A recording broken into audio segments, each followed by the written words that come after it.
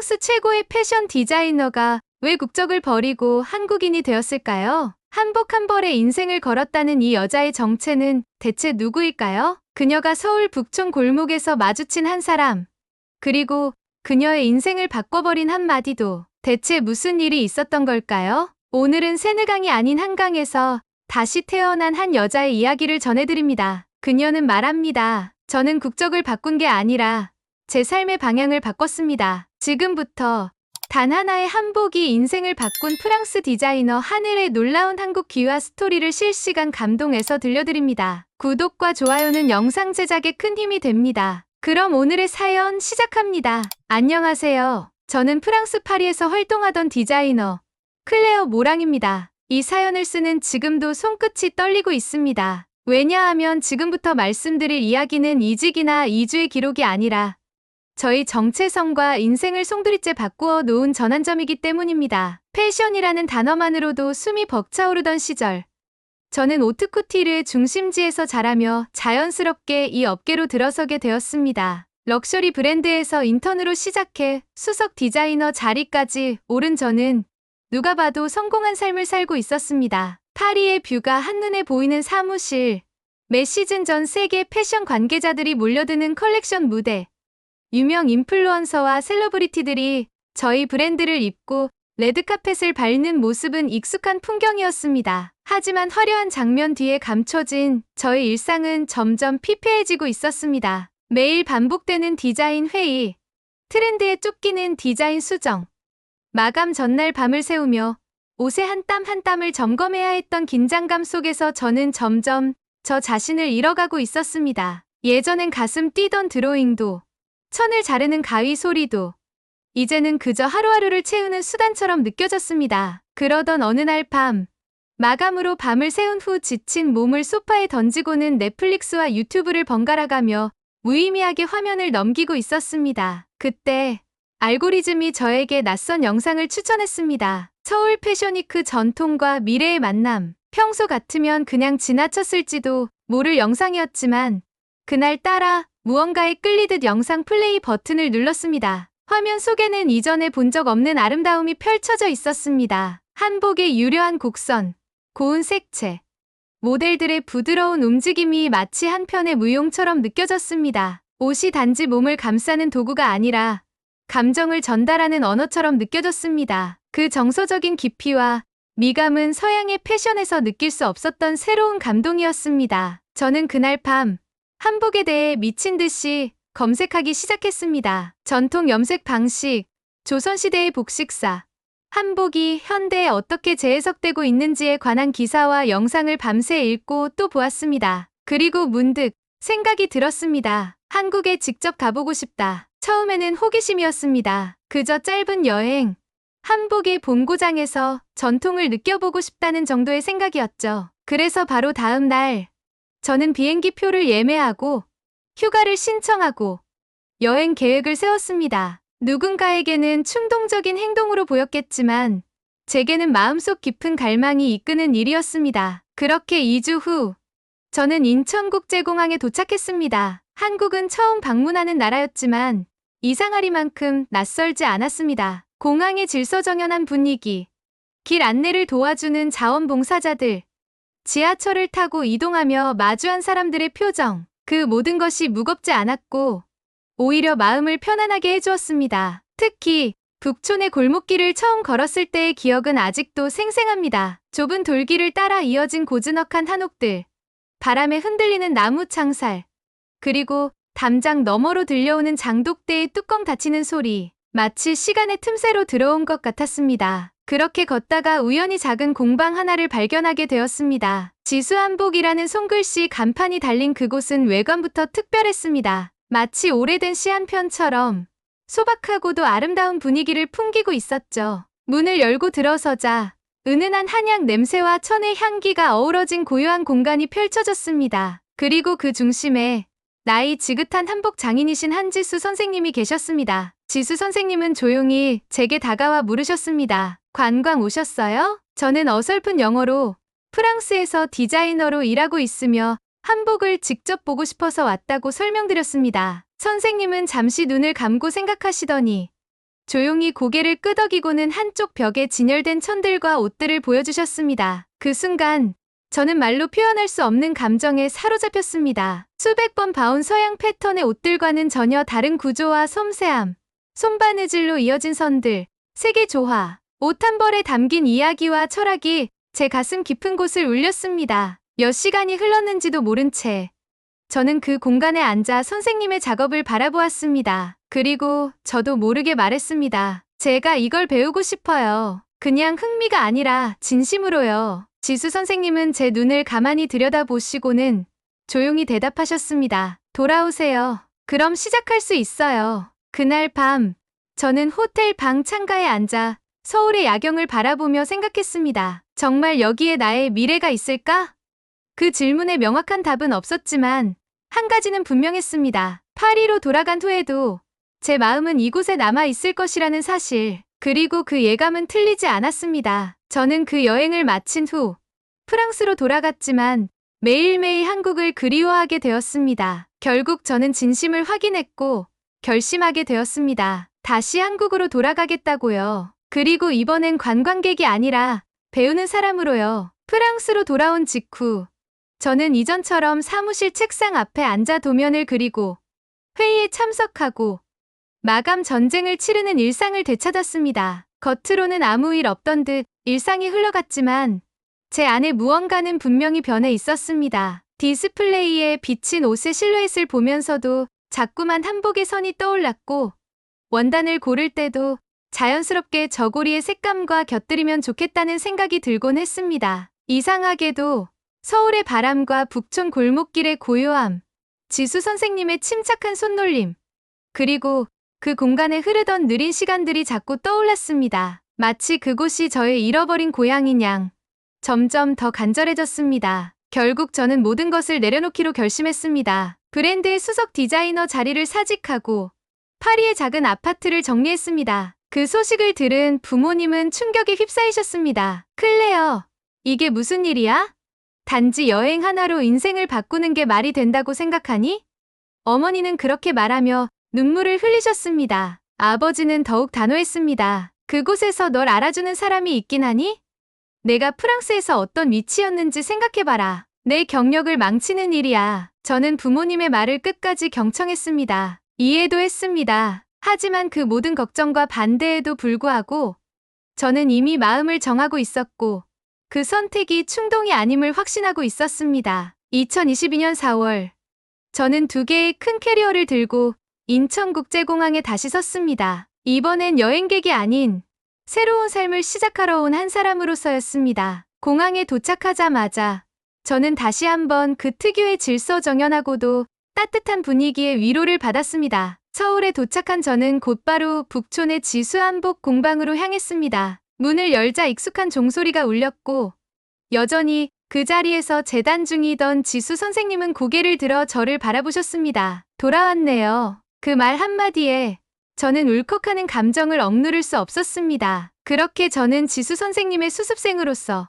한국에서의 새로운 여정을 시작하게 되었습니다. 제 첫 번째 역할은 원단 정리였습니다. 색별로, 용도별로 정리하고 접는 작업이었지만 저는 그 속에서 하나하나 배움을 얻었습니다. 한국의 전통 색상 체계, 색과 색이 어울리는 방식, 계절에 맞는 원단 선택 등 전에는 생각해본 적 없는 섬세한 조화의 세계가 펼쳐졌습니다. 하지만 처음부터 모든 게 순조롭지는 않았습니다. 가장 큰 장벽은 단연코 언어였습니다. 한국어 인사말조차 버벅거리던 저는 고객 응대는커녕 동료들과 간단한 소통조차 어려웠습니다. 실수를 할 때면 제 자신이 무능하게 느껴졌고 스스로 왜 여기까지 와서 이 고생을 하나는 생각도 자주 들었습니다. 그러던 중 공방의 막내 소연이 제게 다가와 주었습니다. 또래보다 한참 어린 그녀는 언니라고 부르며 다정하게 말동무가 되어주었고 점심시간마다 간단한 한국어 표현을 가르쳐 주었습니다. 오늘은 감사합니다를 자연스럽게 해보세요. 다음엔 예쁘다예요.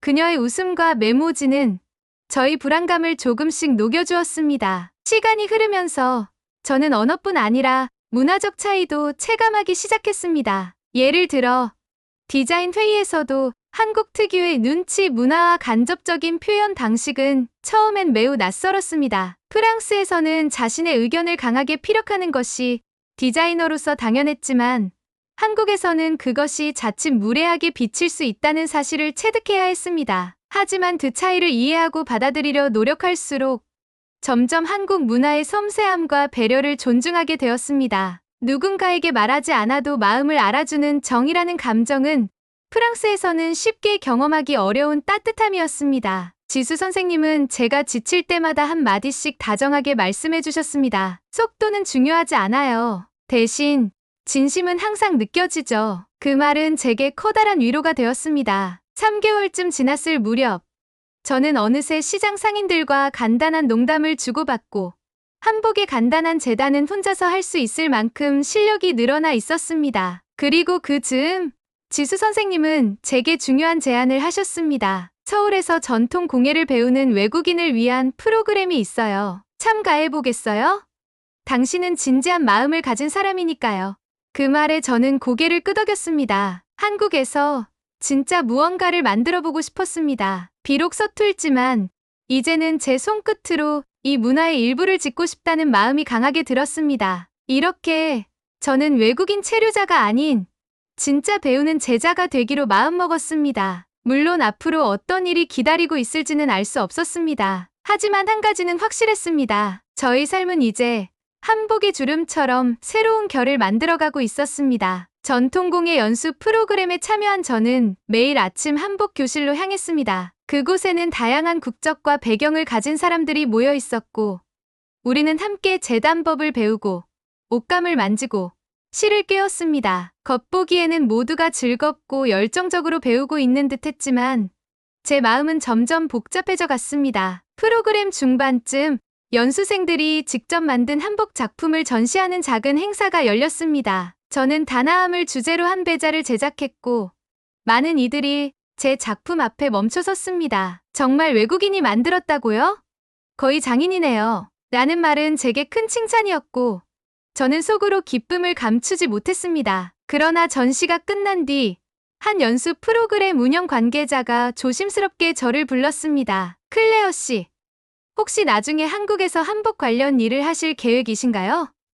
네, 저는 여기서 한복 브랜드를 시작하고 싶어요. 전통을 현대적으로 해석해 세계에 알리는 작업을 하고 싶습니다. 그의 얼굴에는 망설임이 떠올랐습니다. 사실 그게 조금 어렵습니다. 외국인이 전통문화 관련 업종을 창업하거나 행사에 참여하는 데는 법적 제약이 많습니다. 특히 전통이라는 단어가 붙는 순간 심사가 더 까다로워지고요. 귀화하지 않으면 정식 등록이 힘들 수도 있습니다. 그 말을 듣는 순간 저는 얼음물을 뒤집어 쓴 기분이었습니다. 저는 매일 한국어를 공부했고 전통 문화에 대한 존경심을 갖고 있었으며 진심으로 이 문화의 일부가 되고 싶었지만 여전히 저는 외부인이었습니다. 그날 밤 저는 늦은 시간까지 북촌의 골목을 걸었습니다. 누군가는 그 길을 감성적이라 부르겠지만 그날 제 마음은 공허하고 허전했습니다. 이방인으로서의 한계를 몸으로 느낀 첫 순간이었고 동시에 이대로는 안 된다는 강한 결심이 들었습니다. 며칠 후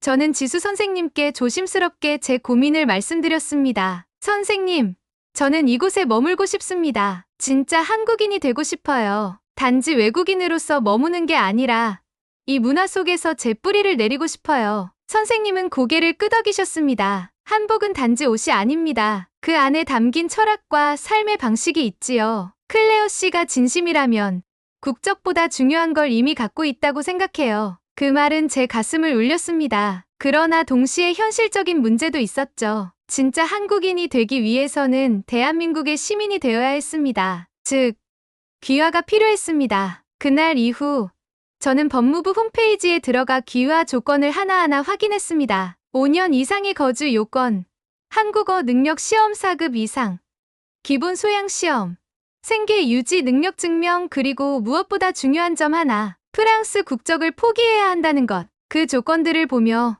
저는 두려움을 느꼈습니다. 제가 포기해야 할 것들이 너무 많았기 때문입니다. 프랑스 여권, 유럽연합의 혜택, 가족의 인정, 그리고 제 고향. 하지만 다시 한국의 공방으로 돌아가 한복의 주름을 다듬을 때 제 마음은 분명해졌습니다. 내가 진심으로 원하는 곳은 여기다. 그러나 또 하나의 큰 장벽이 남아 있었습니다. 바로 가족이었습니다. 저는 어느 조용한 저녁, 부모님께 화상통화를 걸었습니다. 엄마, 아빠, 저 한국 국적을 취득하려고 합니다. 잠시 정적이 흐른 뒤 어머니의 눈에서 눈물이 맺혔습니다. 클레어, 정말 그래야만 하니? 넌 프랑스에서 태어나고 자란 아이야. 우리가 함께 보낸 모든 시간들이 부정당하는 기분이야. 아버지는 더 격앙된 목소리로 말씀하셨습니다. 넌 프랑스 여권을 버리고 낯선 나라에서 외국인으로 살겠다는 거냐? 거기서 널 알아주는 사람이라도 있나? 널 망치는 선택이야. 저는 조용히 하지만 단호하게 대답했습니다. 저는 프랑스에서 많은 걸 배웠어요. 그리고 아직도 그 모든 것이 소중합니다. 하지만 한국에서 저는 처음으로 저 자신이 될 수 있었어요. 저는 이곳에서 사랑을 느끼고 의미를 느끼고 새로 태어났어요. 국적은 종이 한 장일지 몰라도 저희 선택은 그보다 깊은 거예요. 그 대화 이후 부모님과의 관계는 잠시 단절되었습니다. 하지만 저는 흔들리지 않았습니다. 제가 걸어가고자 하는 길은 힘들지만 분명한 이유가 있었기 때문입니다. 한국에서 살아가면서 저는 정체성에 대해 깊이 고민하게 되었습니다. 서양에서 자란 저에게 한국의 공동체 중심 문화는 처음엔 낯설고 어렵기만 했습니다. 하지만 그것이야말로 제 마음에 깊은 울림을 주었습니다. 서로를 배려하고 함께 살아가려는 태도, 그것이야말로 제가 꿈꾸던 삶의 방식이었습니다. 그래서 저는 결심했습니다. 체류자가 아닌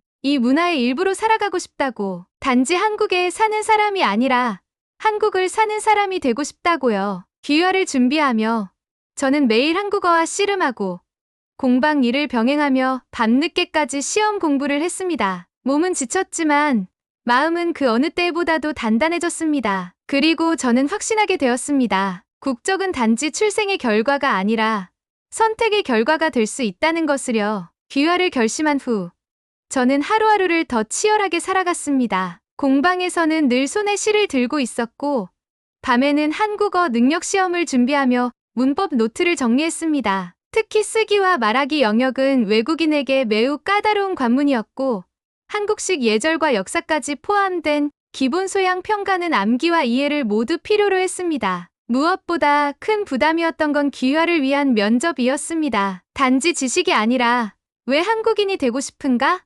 라는 진심을 평가받는 자리였기 때문입니다. 저는 여러 날 동안 그 질문에 대한 답을 수십 번이나 연습했고 답변지에는 저는 한국에서 제 마음의 고향을 찾았습니다. 라는 문장을 반복해서 적어두었습니다. 면접 당일 법무부 건물 앞에 도착한 저는 손에 땀이 날 정도로 긴장했습니다. 기다리는 동안 마주친 다른 지원자들은 대부분 동남아시아 출신이었고 서양인인 저는 눈에 띌 수밖에 없었습니다. 누군가 제게 조용히 물었습니다. 실례지만 왜 한국 귀화를 신청하셨어요? 저는 미소를 지으며 대답했습니다. 이곳이 제게 처음으로 우리라는 단어의 의미를 알려준 나라였거든요. 면접실에 들어섰을 때 3명의 면접관이 제게 인사를 건넸습니다. 그들은 조심스럽고 정중하게 질문을 이어갔습니다. 한국에서 가장 감명 깊게 경험한 문화는 무엇인가요? 한국어는 어느 정도 소통이 가능한가요? 프랑스 국적을 포기하는데 후회는 없으신가요?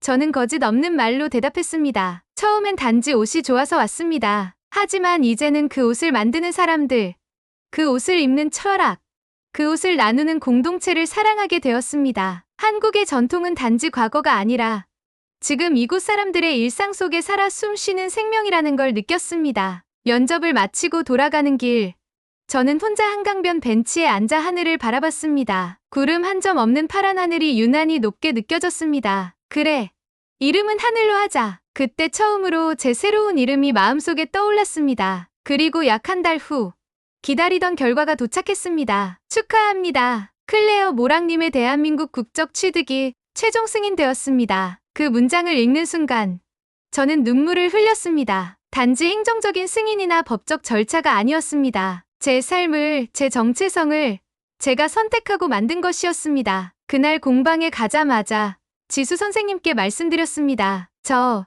이제 하늘이에요. 대한민국 사람이 되었습니다. 선생님은 처음으로 저를 안아주셨습니다. 하늘씨, 정말 수고했어요. 진심으로 환영합니다. 그리고 소연은 깡총깡총 뛰며 외쳤습니다. 이제 언니 진짜 한국 사람이에요. 김치도 잘 먹고, 한복도 만들고, 말도 잘하고. 며칠 후, 공방 사람들과 동네 주민들이 모여 작은 축하 파티를 열어주었습니다. 직접 만든 떡과 막걸리, 할머니들이 전을 부치고, 아이들이 손글씨로 하늘 선생님 환영해요라고 적은 현수막까지 걸려 있었습니다. 그 자리에 서서 저는 깨달았습니다. 이제 나는 외국인이 아니라 이 공동체의 사람이구나. 공식적으로 한국인이 된 뒤, 저는 서울 성수동에 제 작은 브랜드 SEON 선을 론칭했습니다. 전통 한복의 선과 색, 그리고 프랑스 패션의 구조적 감각을 결합한 한불 퓨전 한복 브랜드였습니다. 처음에는 실험적인 시도였지만 SNS를 통해 입소문이 퍼지면서 외국인 관광객뿐 아니라 젊은 한국인들 사이에서도 반응이 좋았습니다. 브랜드의 컨셉은 과거와 현재, 동양과 서양을 연결하는 선이었고, 저는 매 시즌 한복을 재해석한 새로운 컬렉션을 발표했습니다. 파리의 지인들도 연락을 해왔고, 몇몇은 한국까지 방문해 저희 스튜디오를 견학하기도 했습니다. 그리고 그 모든 과정 옆에는 언제나 한지수 선생님이 계셨습니다. 그녀는 제가 정체성을 잃지 않도록 늘 지켜봐 주었고, 사업이 바빠질수록 더 겸손하라고 조언해 주셨습니다. 한편, 저희 귀화를 가장 걱정했던 프랑스 부모님은 시간이 지나며 점차 저희 삶을 이해하게 되었습니다. 처음엔 낯설어했던 한국어 이름도 이제는 자연스럽게 부르고 한국 방문을 계획하기도 했습니다. 어머니는 내가 행복하다면 우리가 처음 이해하지 못한 건 중요하지 않아 라고 말씀하셨고, 아버지도 하늘, 내가 만든 이 브랜드는 진짜 내 정체성이구나 라고 인정해 주셨습니다. 마지막으로 저에겐 특별한 동반자도 생겼습니다. 연수 프로그램에서 만난 동갑내기 한국 남성, 문화재 보존 전문가 정민수 씨입니다. 그는 저의 귀화 과정에서 늘 함께 고민하고 실수할 때마다 웃으며 격려해준 고마운 사람이었습니다. 저희는 한강이 내려다 보이는 작은 야외 정원에서 약혼식을 올렸고, 내년 봄에는 한복과 프랑스 드레스를 결합한 홀레 의상을 입고 결혼식을 할 예정입니다. 지금 저는 서울 성수동의 작은 한옥 작업실에서 매일 천을 만지고 실을 꿰며 하루를 시작합니다. 가끔은 학교나 외국인 대상 프로그램에서 강의도 하고, 저처럼 정체성의 혼란을 느끼는 청년들에게 이야기를 들려주기도 합니다. 그리고 매일 밤 다락방 창문 너머로 보이는 한강의 물결을 바라보며 속삭입니다. 이곳이 내가 선택한 삶이야. 이제 저는 더 이상 세느강의 도시 파리가 아닌 한강의 도시 서울을 마음의 고향이라 부릅니다. 이곳에서 저는 나라는 존재를 넘어 우리라는 말의 의미를 배우고 살아가고 있습니다. 그리고 그 이야기를 이렇게 여러분과 나눌 수 있음에 무엇보다 감사합니다. 오늘의 사연, 여러분은 어떻게 들으셨나요? 프랑스에서 태어난 한 디자이너가 한복을 통해 한국인이 되기로 결심하고 결국 한강에서 우리라는 이름으로 다시 태어났습니다. 자랑스러운 우리의 문화, 한복의 아름다움과 한국의 정의, 이렇게 한 사람의 인생을 완전히 바꿀 수 있다는 것, 정말 감동적이지 않나요? 이처럼 한국의 따뜻한 이야기들이 전 세계에 널리 퍼질 수 있도록 좋아요와 구독, 그리고 알림 설정 부탁드립니다. 오늘도 시청해주셔서 감사합니다.